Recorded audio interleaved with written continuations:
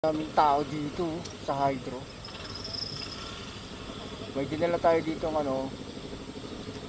Tapos meron tayo ulit pipick upin. Si Isabel.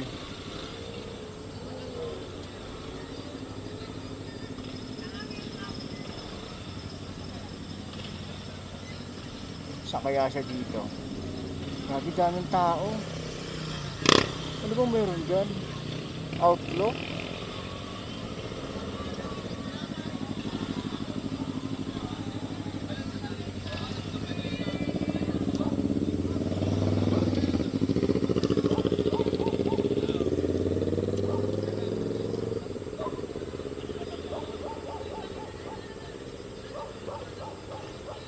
Ayan, sasakay natin, malupit. Ma'am Isabel? Kuya, pwede balikan na po. Sige ma'am. Yung hairnet, kuya. Okay na, himig na. Mamadali tayo? Cut off, kuya. Oh, sige, sige. Sakay na. Balikan na lang. Oo. Saan banda to? Dito? Ay, sorry. Saan daan? Dito? Dito na kami, kuya. Ah, yun mo siya. Sige, sige, sige. Ito, ito.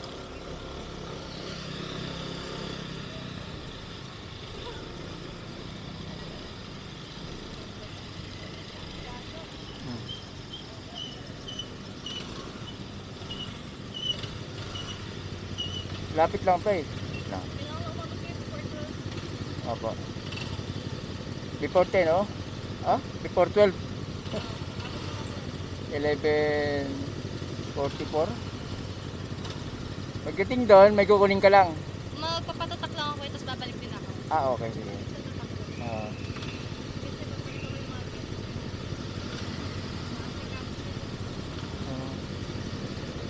Ano mayroon dyan? Ba't ang dami ng tao? Ano, kuya, club siya. Kailangan ipasok yung mga tao. Oo. Oo. Ay, ibig sabihin, empleyado ka dyan. Pa? Empleyado kayo dyan. Oh. Ah, Dalawang club kasi kailangan ko pupuntahan. okay. Mamadali. Okay, sige. Ito na, malapit na. Stoplight lang ipapatagal sa atin eh.